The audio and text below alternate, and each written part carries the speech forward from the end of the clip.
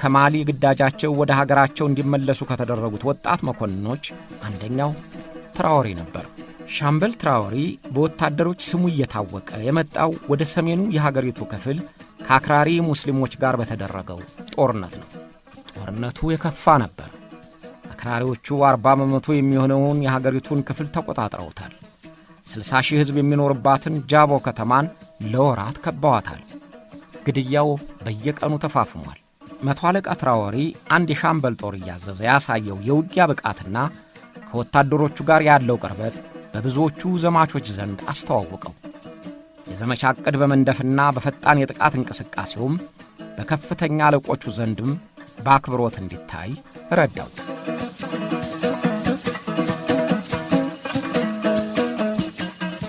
የአክራሪዎቹ ጥቃት እየበረታ ሲቪሎችና ወታደሮች በሸማቂዎች እየተገደሉ ባለበት ወቅት ወታደሮቹ በመንግሥት ላይ ቅሬታቸው ጠነከረ። መንግሥት ጦርነቱ እንዲቋጭ አይፈልግም፣ ስለዚህ ለዘመቻ ሙሉ ድጋፍ አያደርግም እያሉ አጉረመረሙ። በስንቅና ትጥቅ አቀራረብ መጓደል መንግሥት በሙሉ ኃይሉ አሰማርቶ አክራሪዎቹን ከያዙት ቦታ ለማስለቀቅ ፍላጎት የለውም ብለው ጠረጠሩት። ብዙ ጊዜ የታጠቀ ወታደር ሲያጉረመርምና ሲጠረጥር ሳንጃውን ከሰገባው መልሶ ጥይቱን ከዝናሩ ከቶ አንገቱን አቀርቅሮ አይመለስም። በጠመንጃው የቁጣ መልእክቱን ያስተላልፋል። ስለዚህ የሲቪሉን መንግሥት ለማስወገድ የጦር መኮንኖቹ ማሴር ጀመሩ። ለቡርኪና ፋሶ ደግሞ ወታደራዊ መፈንቅለ መንግሥት ብርቁ አይደለም። በ66 ዓመት የነጻነት ታሪኳ 8 ጊዜ መፈንቅለ መንግሥት ተደርጎ ከአንዱ በቀር ሁሉም ተሳክተዋል። 9ኛውን መፈንቅለ መንግሥት ለማድረግ ነው ወታደሮቹ የተስማሙት። ሌተና ኮሎኔል ሄነሪ ዳሚምባን አለቃቸው ያደረጉ ወታደራዊ መኮንኖች የፕሬዝዳንት ሮሽ ኮበሬን መንግሥት በጦር ኃይል አስወገዱት። ያን ጊዜ በቅርቡ የሻምበልነት ማዕረግ ያገኘው ትራኦሬም የመፈንቅለ መንግሥቱ አድማ ተባባሪ ብቻ ሳይሆን አስተባባሪም ነበር። በዚህም ተሳትፎው ሳይሆን አይቀርም የሬጅመንት አዛዥ ሆኖ የተሾመው።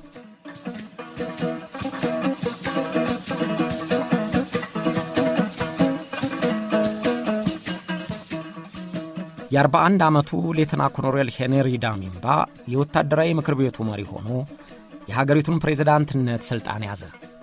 ግን ከበሮ በሰው እጅ ያምር ሲይዙት ያደናግር እንደሚባለው ሆኖበት ሥልጣን ሲይዝ አደርገዋለሁ ያለውን ለማስፈጸም የማይቻለው ሆነ። ብዙ ጊዜ ሥልጣን ለመያዝ በርካታ ተስፋዎች ይሰጣሉ።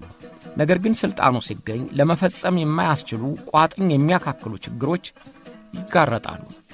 ከራስ የሥልጣን ስስት ጀምሮ የፋይናንስ ችግር፣ የማስፈጸም አቅም የተሰጠውን ተስፋ ለመፈጸም ያዳግታል። ኮሎኔል ሄነሪ ዳሚምባም በሕዝብ የተመረጠውን የሲቪል መንግሥት ለመገልበጥ ምክንያት ያደረገውን በአክራሪዎች ላይ የሚደረገውን ወታደራዊ ዘመቻ ውጤታማ ለማድረግ አልተቻለውም፣ ወይም የንግግሩን ያህል ትኩረት ለመስጠት አልፈለገም። እንዲያውም የጽንፈኞቹ ጥቃት እየበረታ በየቀኑ ሲቪሎችና ወታደሮች መጠቃታቸው ዋና ዘገባ ሆነ። ይባስ ብሎ ራቅ ባሉ አካባቢዎች የተሰማሩ ወታደሮች ደመወዛቸው በጊዜ የማይከፈላቸው ሆኑ። ለመከላከያው መያዝ አለበት የተባለውንም ባጀት መመደብ አልቻለም። ስለዚህ ወታደሮቹ እንደገና ማጉረምረም ጀመሩ። ለዚህማ የሲቪሉን መንግሥት ለምን አስወገድ ነው? የተሻለ ለማናገኝበት ነገር ሀገሪቱን በማዕቀብ እንድትደቅ ለምን አደረግናል? ጠመንጃ ያነሳ ነው ግለሰቦችን ለማሾምና ለማሻር ነው እንዴ? የሚል ቁጭት በወጣት መኮንኖችና በግንባር ባሉት ወታደሮች ልቦና አደረ። እንደገና ማጉረምረምና ቁጭት ተቀሰቀሰ። ኮሎኔል ዳሚምባን ደግፈው መፈንቅለ መንግሥቱን የተሳተፉት እነ ሻምበል ትራኦሬን የመሳሰሉ ወጣት መኮንኖች የሰቀሉትን ኮሎኔል ብዙ ርቆ ሳይሰቀል ከመንበሩ ላይ ለማውረድ መነጋገር ጀመሩ። ከዚያ በፊት 11 የሚሆኑ ወጣት የጦር መኮንኖች ተመርጠው ኮሎኔሉን ለማነጋገር እንዲችሉ ቀጠሮ ጠየቁ። ነገር ግን ፕሬዝዳንት ዳሚምባ ሊያነጋግራቸው አልፈቀደም። ምናልባት ሥልጣን እንዲይዝ የተባበሩት እነዚያ ወጣት መኮንኖች የሚጠይቁትን ጥያቄ ለመሸሽ ፈልጎ ይሆናል፣ ወይም ሥልጣኑን ከጨበጠ በኋላ ፍላጎቱም አዋዋሉም ቀድሞ ከነበረው አስተሳሰቡ ስለተለወጠ የቀድሞ ተባባሪዎቹን ማነጋገር አስፈላጊ ሆኖ አልታየውም ይሆናል። በማንኛውም መንገድ አጋሮቹ የነበሩትን እነ ሻምበል ትራኦሬን ሊያነጋግራቸው አልፈቀደም። ኮሎኔሉ ትኩረት እንዲደረግበት ወስነን የተነሳንበትን ዓላማ ረስቶታል ሲል ሻምበል ትራኦሬ ቅሬታውን በጊዜው ተናግሯል።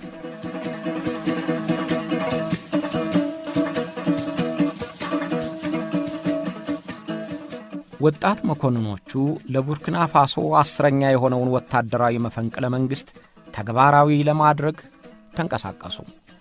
በዚህ ጊዜ መሪያቸው ከከፍተኛ መኮንኖች ሳይሆን ከመስመራዊ መኮንኖች ውስጥ እንዲሆን ወስነዋል። መስከረም 19 2014 ዓ.ም ከምሽቱ 2 ሰዓት ሲሆን ከፍተኛ የጦር አዛዦች ሳያውቁ ወጣት መኮንኖች በሚስጥርና በድንገት ወደ ቴሌቪዥን ጣቢያው ገሰገሱ። በሴራውም ኮብራ በሚል ስም የሚጠሩት የአሸባሪዎችን ለመመከትና ለማጥቃት የተደራጁት ልዩ ኮማንዶዎችም ተባብረዋል።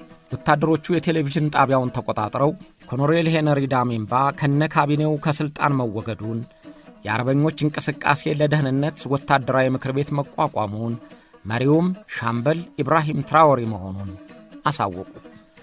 ሻምበል ትራኦሬ በመፈንቅለ መንግሥት ሥልጣን የያዘው ኮሎኔል ዳሚምባ በመፈንቅለ መንግሥት ሥልጣን በያዘ 8 ወራት በኋላ መሆኑ ነው።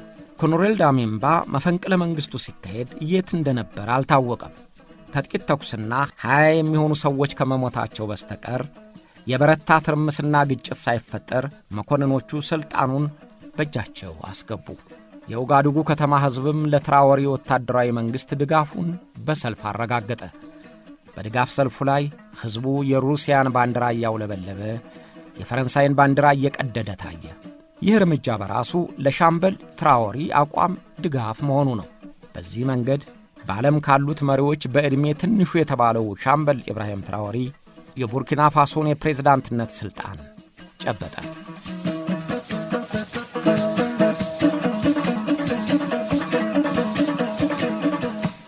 ሻምበል ትራኦሬ በሥልጣን በቆየባቸው ባለፉት 9 ወራት የሀገሩ ሕዝብ ከፍ ያለ ድጋፍ እየሰጠው መሆኑ ተደጋግሞ ተዘግቧል።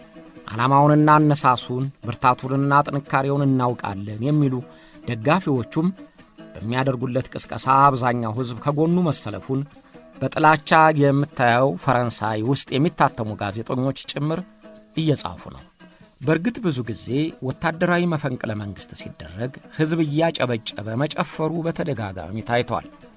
በተለይ የአፍሪካ መፈንቅለ መንግሥታት ሕገወጥና አደገኛ መሆኑን የሚገነዘቡት ሳይቀር በእግራቸው እየጨፈሩ በእጃቸው እያጨበጨቡ ሲደግፉት ታይተዋል። ኢዲ አሚን በጉልበት ሥልጣን ሲይዝ አበጅህ የሚል ደጋፊ ተሰልፎለታል። ሳሙኤል ዶ መሪውንና ሚኒስትሮቹን አስገድሎ ሥልጣን ሲይዝ የጨፈረለት ሕዝብ ብዙ ነበር። እነ መንግሥቱ ኃይለ ማርያም ንጉሡንና ሚኒስትሮቹን ገድለው ሲፎክሩ እሰይ እሰይ የሚሉ አልታጡም። የሩዋንዳውን አዙዊኩን በረሃብ የገደሉት ወታደሮች ተጨብጭቦላቸዋል። በአፍሪካ ብቻ ሳይሆን በሌሎችም ሀገሮች በተደረጉ መፈንቅለ መንግሥታት የሕዝብ ድጋፍ ሰልፍ አግኝተዋል። የዚህ ምክንያቱ ያለፈው መንግሥት አገዛዝ ያስመረረው ሕዝብ ከዚህ የከፋ አይመጣብኝም ብሎ ስለሚያምንና ሳሩን አየህና ገደሉን ሳታይ እንደሚባለው እየሆነበት ነው። ከማይከፈት የብረት ቅርቃር ከማይወጣበት የመከራ አረንቋ መግባቱን የሚያውቀው ውሎ አድሮ ነው። ያን ጊዜ ደግሞ ያን መንግሥት የሚያጠፋ ኃይል እንዲመጣለት ይመኛል። በቡርኪና ፋሶ ግን አሁንና ከ40 ዓመታት በፊት የነበረው መፈንቅለ መንግሥት የሕዝብ ድጋፍ የተሰጠው ከዚህ የተለየ ይመስላል።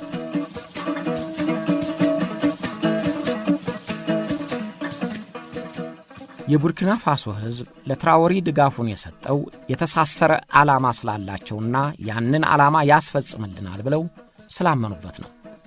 አንደኛው ትራኦሬ በፈረንሳይ ተጽዕኖ ላይ ያለው የማያወላውል ጥላቻና ተቃውሞ ነው።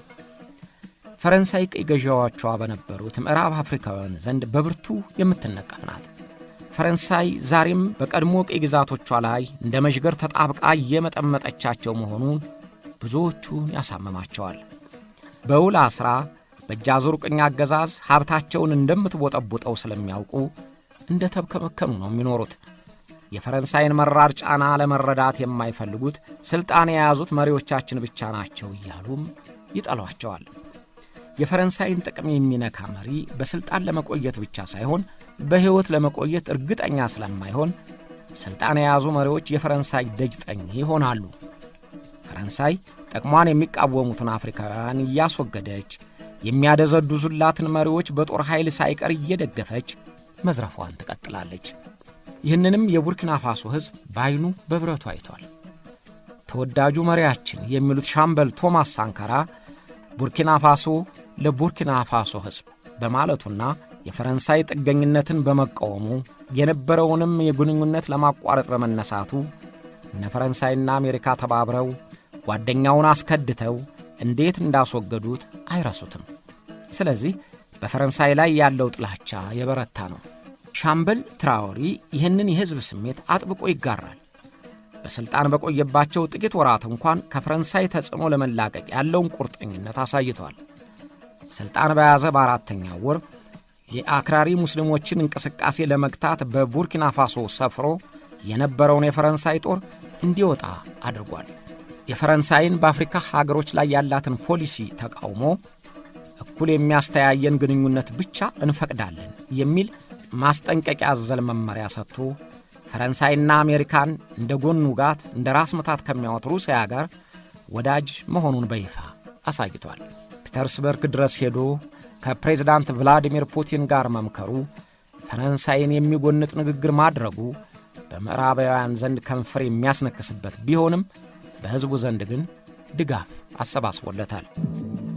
Les questions que mes générations se posent sont les suivantes, si je peux me résumer, c'est de ne pas comprendre comment l'Afrique avec tant de richesses sur notre sol. የኔ ትውልድ የሚጠይቃቸው ጥያቄዎች የሚከተሉት ናቸው።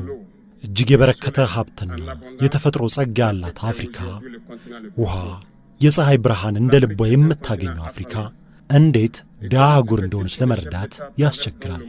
አፍሪካ ረሃብተኛ አህጉር ናት እና እንዴት ነው መሪዎቻችን እርዳታ ለመለመን ሀገር አቋርጠው የሚሄዱት? ይህ እስካሁን መልስ ያላገኘንለት ጥያቄያችን ነው። ከዚህ በኋላ አዲስ ግንኙነት ለመፍጠር መዘጋጀት አለብን። ይህ አይነቱ ግንኙነት ሕዝባችን ወደፊት የተሻለ ዓለም እንዲኖረው ያደርጋል የሚል ተስፋ አለኝ።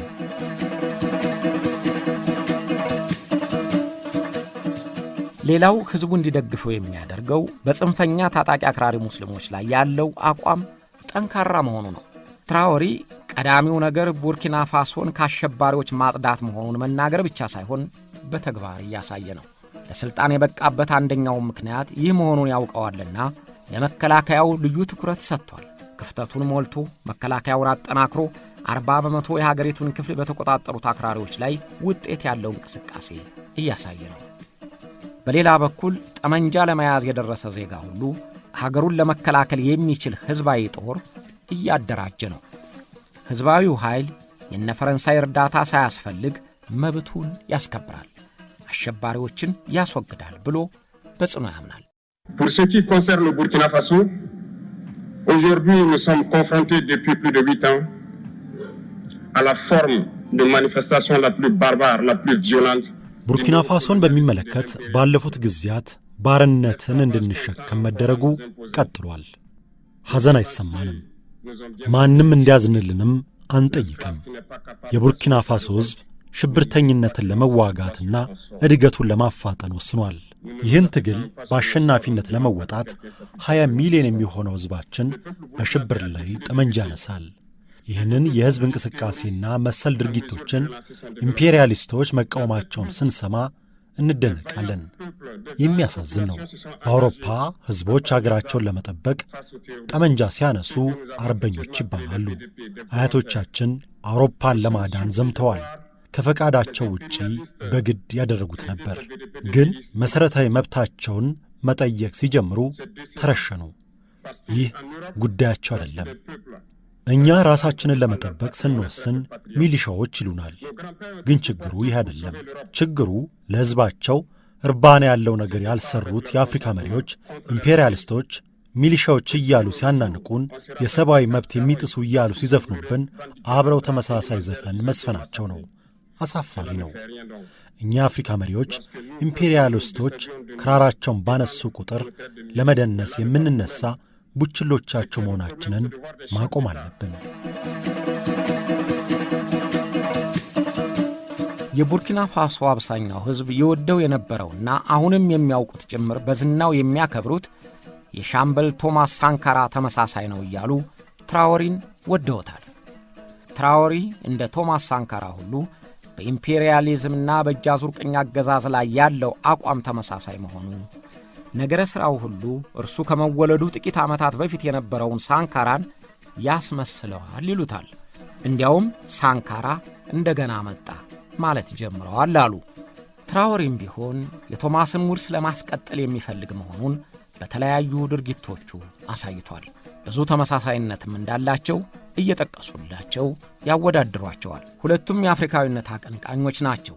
ሳንካራ አፍሪካ ራሷን በራሷ እንድትችል መተባበርና የምዕራባውያንን ብድር ሁላችንም አንከፍልም እንበል የሚል አቋም ነበረው። ትራዎሬም አፍሪካውያኖች ሀብታቸውን መጠቀም እንዳለባቸው ይሰብካል። ለምዕራባውያንም ፍላጎት የሚሰብኩትንም ይወቅሳል።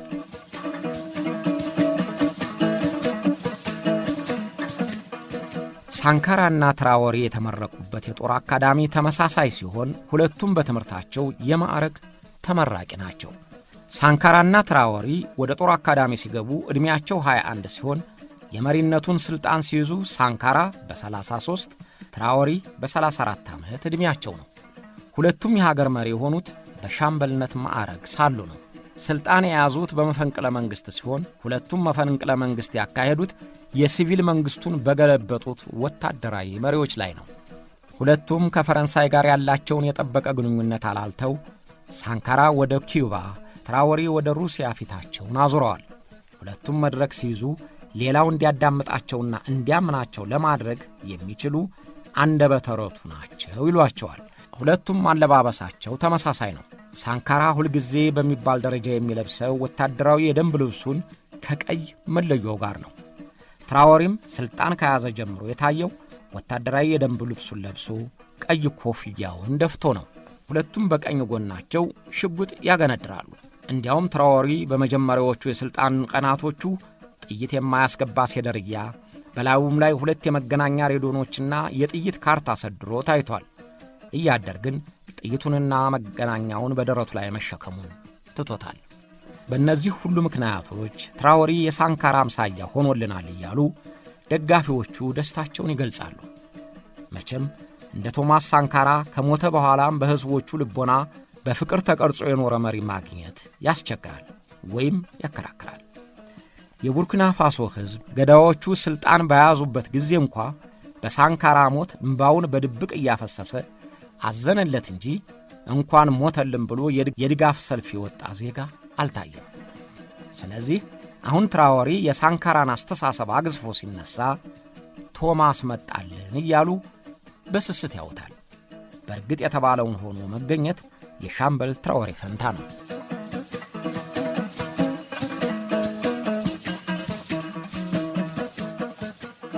ሻምበል ትራዎሬ እንደ ቀዳሚው ሻምበል ቶማስ የቀድሞ ባለሥልጣኖችን ያስተናገደበት መንገድም ተመሳሳይ ነው።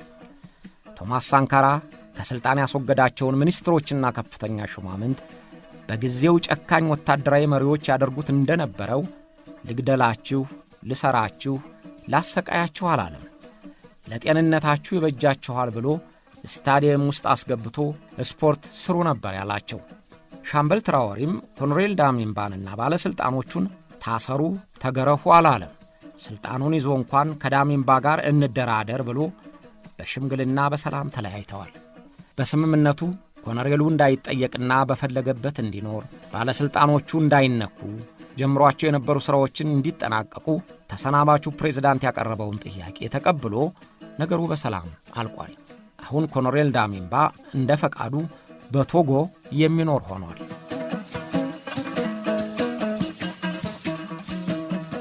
ሻምበል ትራዎሬ የውጭ ፖሊሲውን ከሀገራት ጋር የሚኖረውን ግንኙነት የእኩልነትና የሰጥቶ መቀበል ብቻ መሆን አለበት ብሎ ወስኗል። ለዚህም አዳዲስ አጋሮች እንፈልጋለን ብሏል። ያው ሩሲያንና ቻይናን ማለቱ ነው። እንዲያውም ከሩሲያ ጋር ከ30 ዓመት በፊት ተቋርጦ የነበረውን የዲፕሎማሲ ግንኙነት በኤምባሲ ደረጃ ሊያደርጉት ነው ተብሎ ተወርቷል። የፈረንሳይ ሕዝብ ጠላታችን አይደለም፣ ቅሬታችን ከመንግሥታቸው ፖሊሲ ጋር ነው ብሏል ሻምበል ትራዎሬ። ሥልጣን በያዘባቸው ጥቂት ወራት ውስጥ መንገዶችን የማዘመን፣ አየር ጣቢያ የመገንባት፣ ግድብና መስኖ፣ የገጠር እርሻንም ለማሳደግ ሥራውን አስጀምሯል። የጀመረውን ልማት ለማስፈጸምም ቡርኪና ፋሶ በአፍሪካ አራተኛ የሆነችበትንና የምትታወቅበትን የወርቅ ምርት እንጠቀምበታለን ብሏል። ቀደም ሲል የወርቅ ምርቱ በአብዛኛው በፈረንሳይ ኢንቨስተሮች ስር በመሆኑ ዜጎች እንዳልተጠቀሙበት በምሬት ሲናገሩ ከርመዋል።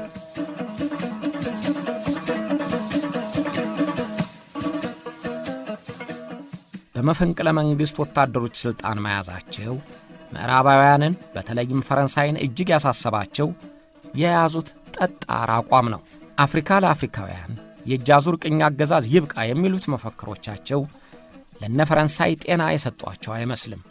በ21ኛው ክፍለ ዘመን ፈረንሳይ ያለ አፍሪካ ምንም አይደለችም ብለው በይፋ የሚናገሩት የፈረንሳይ መሪዎቿ አሁን በአፍሪካ እየተቀጣጠለ ያለው አፍሪካዊነት ፈረንሳይን አስጨንቋታል። እነ ሻምበል ትራወሪ እየተወረወሩ ከሩሲያ ጋር መወዳጀታቸው አልተመቻትም እና ምን ታደርግ ይሆን? በምዕራብ አፍሪካ ሀገሮች የተለያዩ ወታደራዊ የጦር ሰፈሮች ያሏት ፈረንሳይ የነ ትራወሪን እርምጃ የምትቋቋምበትን መንገድ እስካሁን ይፋ አላደረገችም። በእርግጥ የሻምበል ትራወሪን መንግሥት ዕውቅና እንደማትሰጥ አሳውቃለች። በኢኮዋስ በኩል የተጣለውን ማዕቀብ እደግፋለሁ ብላለች። አንዳንድ የፖለቲካ ተንታኞች ግን ፈረንሳይ የቀድሞውን የማስወገድ ስልቷን ላለመጠቀሟ እርግጠኛ አለመሆናቸውን በስጋት ይናገራሉ።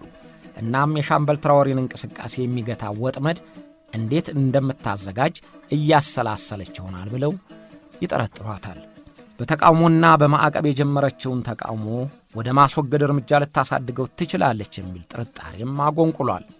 ገና ካሁኑም በሻምበል ትራወሪ ላይ የመፈንቅለ መንግሥት ሙከራ መደረጉን ከዚሁ ጋር ያያይዙታል። እርግጥ ሙከራውን ያደረጉት ወታደሮች ታስረዋል።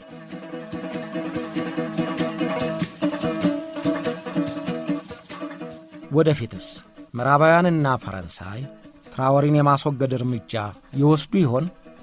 በሌላ በኩል በመጪው ሐምሌ ወር ሕዝቡ ለመረጠው መሪ ሥልጣን አስረክባለሁ ያለውን ሻምበል ትራወሪ ተግባራዊ ያደርገው ይሆን? ለእነዚህ ሁለት ጥያቄዎች መልስ የሚሰጠን ጊዜ ይሆናል።